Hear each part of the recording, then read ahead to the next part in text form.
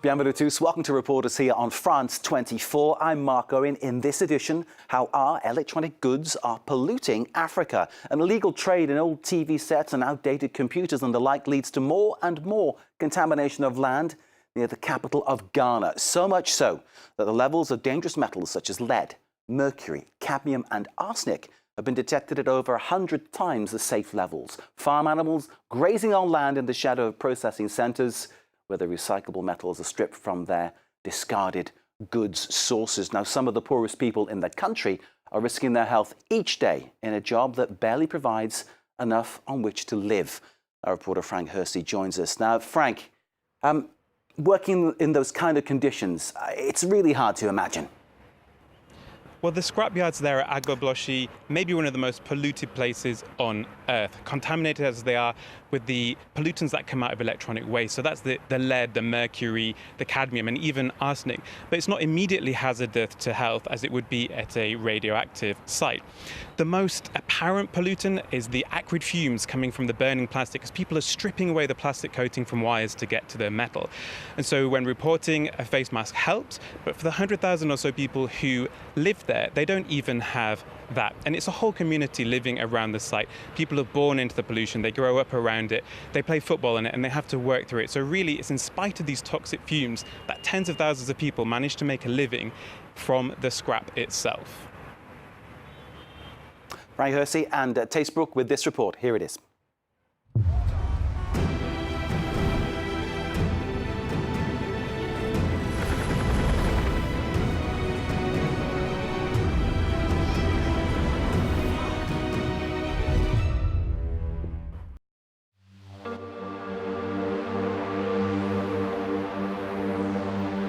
Thick, toxic, unbreathable. Around the wastelands of the Agbogbloshie scrapyards, the smoke never clears. This is aluminium. You see, we are burning it because of robbers. So we want burn and remove the robbers. Copper, aluminium, it's all there for the taking. Awal burns away the plastic, day in, day out. Yeah, here is burning place. We are burning wires and aluminium. You see, people are burning, plenty people. If you have a wire, you can bring it here and burn it. Awal's been stripping waste for 6 years, selling by weight the metal he recovers. He makes 15 cedis a day, less than €3, while facing constant hazard. You see, all from here. If like I have enough.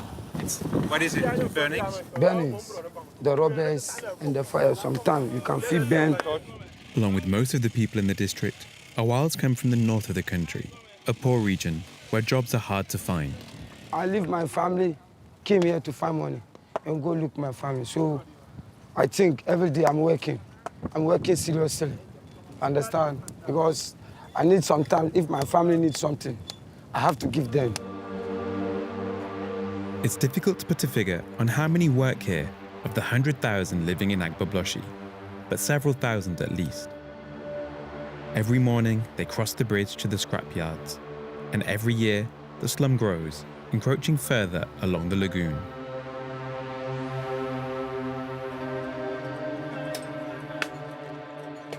Cars, computers, mobile phones, televisions, all manner of electronic devices that end up here are painstakingly sorted, stripped, and dismantled. There's a fully developed disassembly line where everyone plays a part. Here, nothing is lost and everything is reused. In this workshop, they're melting down the aluminium to make cooking pots. So everything in this yard, we need it. We have a thing to do. The message is clear even for the young. Theophilus is 16, but has already spent 3 years scouring the ground with a magnet. I'll go around and take some scrap in the floor to come and set it. TV glass and some like iron, cast metals and coppers, aluminium and other things. Master, please, master. If I can. 2.5 kilos, for which the children earn around 30 euro cents. You can find anything in the rubbish here, but it's the electronic waste that's the most sought after for the metals it contains. Most of it comes from outside Ghana. See the computers, all computers from Europe. You see it, plenty of computers like this. Like this one from France. You see it, made in France. They write it. The European Union has strictly prohibited the export of e-waste, yet around 350,000 tons, the equivalent of 2.5 billion smartphones, leave Europe illegally every year.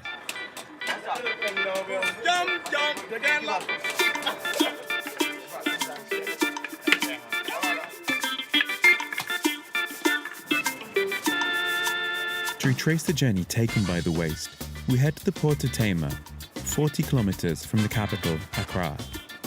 It's the main entry point for the 200,000 tons of electronic equipment that arrive in Ghana each year. Almost 3/4 of that is used equipment. But unlike for electronic waste, there's no import ban on used electronics. Customs officers assure us that they take e-waste very seriously. Yeah, these are personal belongings of some of our citizens who have gone outside the country and are coming back home. So they have loaded these items into a container, and today is the day we are going to inspect the consignment. Their job is to differentiate between waste and used goods, as it's in this grey zone where traffickers operate. This shipment has come in from Spain. Around 15 outdated televisions, radio sets, a whole range of electric appliances. This consignment has been flagged by the Customs Authority's IT detection system as possibly suspicious. It's really very hard for the inspection officer on the ground to make that differentiation that this is a waste or it is a used, electronic item. It is only when it is subjected to tests that we can then establish that it is e-waste. Of the 2,700 containers that arrive at these docks every day, some inevitably slip through the net. On this occasion, the agent of the importer claims everything is above board. It's for family use, that's what I can say, because he's the family head and he has been there for some years and he wants to come to the country. So he brought this so that every member in the family will get at least one item. So this is not e-waste? No. It's personal items. Only 15% of the used goods coming into Tema are unusable. The rest begin a new life here in Ghana, before ending up in a wrecking yard like Agbogbloshie sooner or later.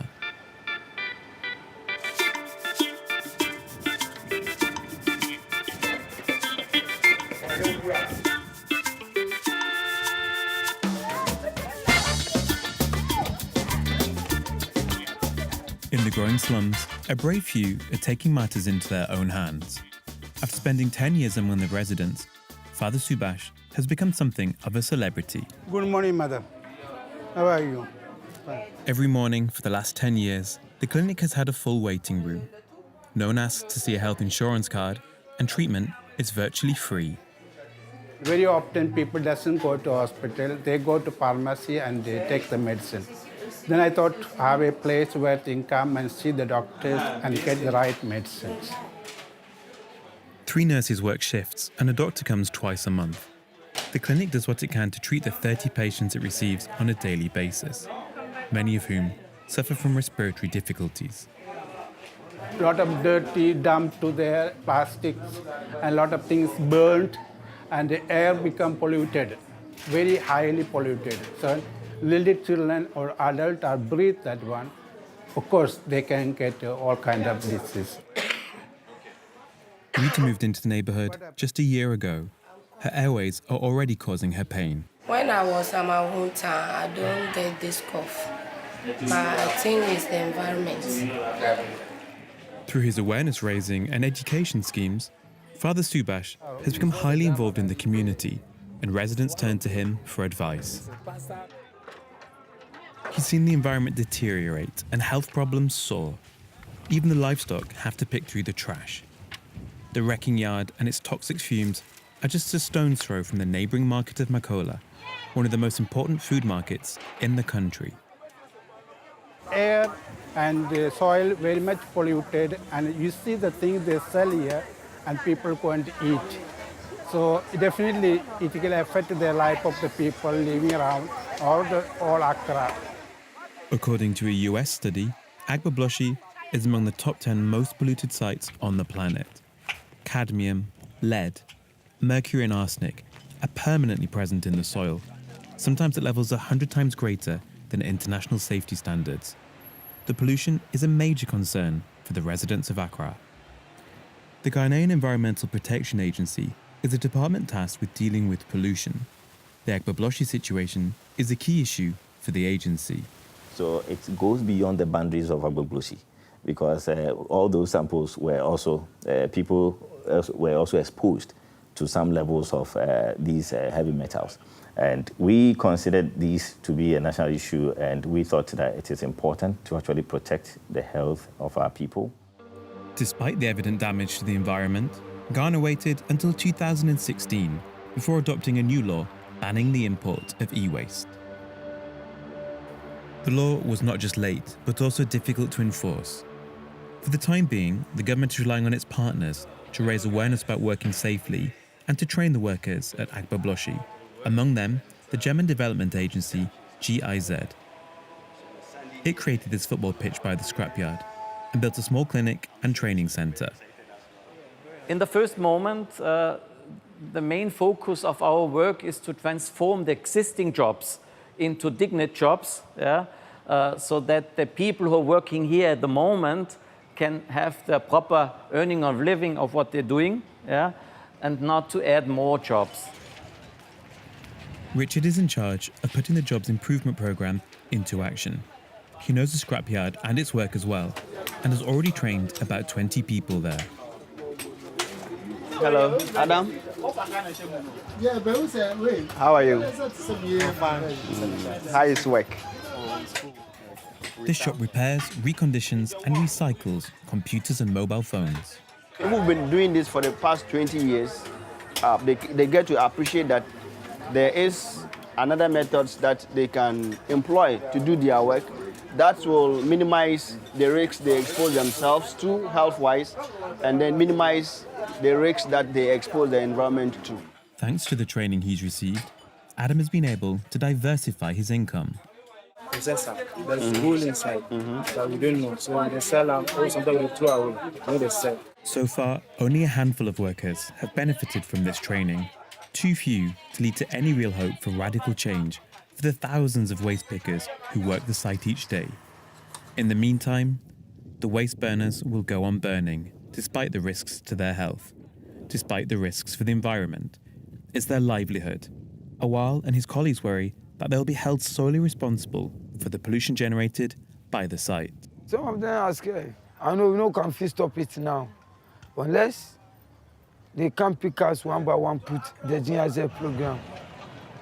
Awal lives on the other side of the lagoon with his wife and 8-month-old son, overlooking the toxic fumes. He has but one dream: to leave, to be able to put enough aside to go back north and start up a small business. Because this is not the life he wants for his son.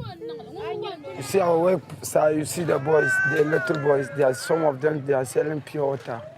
So like me, I don't like my son to come and work over there because our working place is not good at all. So I want my son to be a somebody. So I want to send him to school, to look him well. But for many, eking out a living in Agbogbloshie, there's little time for distant dreams. For them, there's just the relentless struggle to get through the day, to survive the filth and pollution, and feed their families. And for it all to begin again the next day. Our reporter Frank Hurst is still with us. Frank, thank you so much for that report. Just explain one thing. How does this stuff, given it's an illicit trade, end up in Ghana at all? Well, really, it shouldn't be there at all, because there are actually various measures in place in Europe where much of the waste comes from. There's a directive which is meant to provide recycling facilities in Europe, and then we even have the Basel Convention of 1989, which bans the export of hazardous waste to less developed countries. We also, as well, in Ghana have their own laws brought in to ban this import. But recycling is still very expensive, so it's much more cost effective to outsource this problem to places where the cost of labor is much lower. So in places like Ghana, you get waste traffickers who exploit a sort of grey zone between the legal import of used goods and the illegal import of waste goods. And so that's what we are seeing in Ghana. Because while things shouldn't be coming in from Europe, Ghana itself shouldn't allow entry. But the authorities turned a blind eye to this problem for many years. What happened was it was media scrutiny in the end which forced the government into action. They brought in the legislation and also brought in support to start cleaning up the site itself. And there is one other thing. Despite how it looks and despite all the pollution involved, the actual act of recycling is done rather well in Ghana, as the GIZ, the German Development Agency, explained.